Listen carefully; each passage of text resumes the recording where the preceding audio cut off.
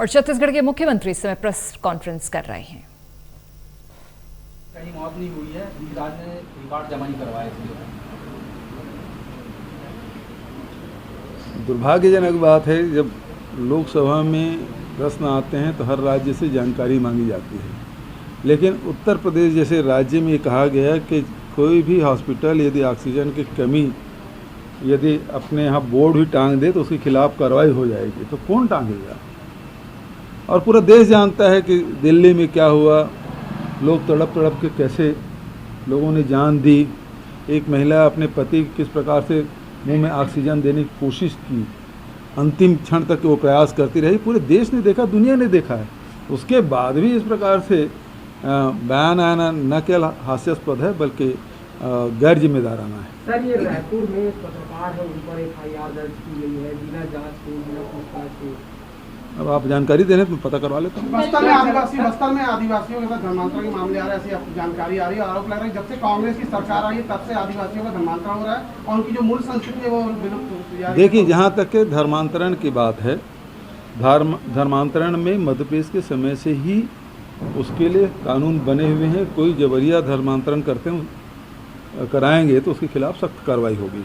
यदि एक भी प्रकरण हो तो निश्चित रूप से हम सख्त कार्रवाई करेंगे, तो जानकारी दें। कल की बैठक। दूसरी बात यह है कि बस्तर में आदिवासियों की संस्कृति बचाने के लिए, उसको संवर्धित करने के लिए हमारी सरकार कटिबद्ध है। और इसी कारण से अभी पिछले दिनों जब बस्तर के हम लोग दौरे में थे, प्रत्येक ज़िले में रात रुके, सभी समाज के लोगों से मुलाकात की और उन्होंने जो देवगुड़ी है और घोटूल है उसके वहाँ निर्माण करने की बात उन्होंने कही। तो जितने भी प्रकरण हैं सबकी स्वीकृति दे दी गई। जैसे जैसे प्रकरण आते जा रहे हैं स्वीकृति देते जा रहे हैं।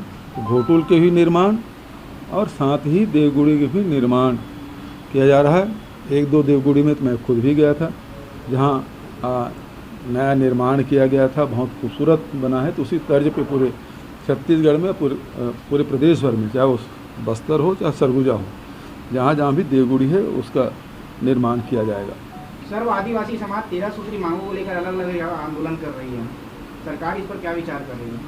सर्व आदिवासी के समाज के लोग मेरे पास आए थे, मेरी भी 3 घंटा मीटिंग हुई, सभी बातों पे विस्तार से चर्चा हुई। और मैंने कहा कि सर्व आदिवासी समाज से मैंने आग्रह किया कि सबसे ज़्यादा ज़रूरी जो बात होती है आदिवासियों के लिए, जल जंगल ज़मीन की बात।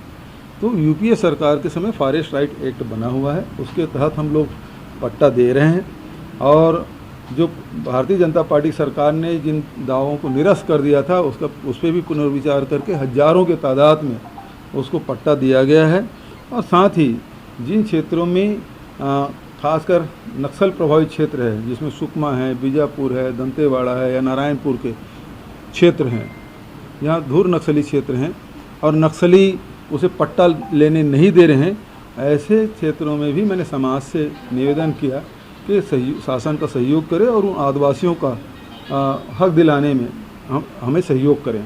और यदि उनको पट्टा मिलता है तो मनरेगा के तहत उस समतलीकरण किया जा सकता है, वृक्षारोपण के लिए गड्ढा किया जा सकता है, फॉरेस्ट डिपार्टमेंट की तरफ से पौधे उपलब्ध कराए जाएंगे, क्रेडा के माध्यम से उसे सोलर पंप उपलब्ध कराया जाएगा। तो बहुत सारे लोग इससे लाभान्वित हो रहे हैं, हज़ारों परिवार इससे लाभान्वित हुए हैं।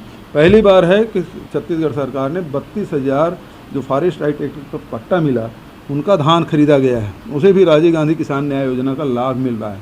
तो हम तो लगातार आदिवासियों के हित में हमारी सरकार काम कर रही है। और जो लोग सहयोग करना चाहते हैं उसे खुले मन से, NGO आए थे, NGO से भी मैंने कहा कि हिंदुस्तान भर के NGO आएँ और उनके हक दिलाने के लिए सहयोग करें ताकि वो संपन्न हो सके, ये बात मैंने कही थी। सर, पंजाब में सिद्धू और कैप्टन की अभी अनबन जारी है।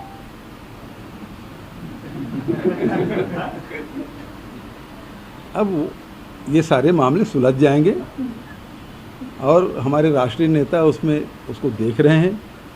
और घर में यदि कोई प्रकार की कोई बात होती है तो घर में सुलझा लिया जाता है। सर, एक सवाल था कि बीजेपी आ रही है और हर मोर्चे जो है, युवा मोर्चा बेरोजगार से लेकर महिला मोर्चा शराबबंदी को लेकर सड़क पर आने वाली है, कैसे देखते हैं?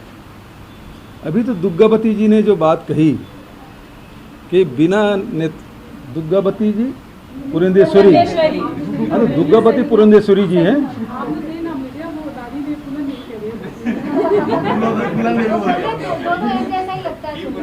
दुर्गावती पुरंदेश्वरी जी ने बहुत अच्छी बात कही। भारतीय जनता पार्टी को उसका जवाब देना चाहिए। 15 साल रमन सिंह मुख्यमंत्री रहे थे, 4 चुनाव उसके नेतृत्व में लड़ा गया। अपनी योजनाओं का जिक्र करते और सियासी निशाने साधते मुख्यमंत्री भूपेश बघेल।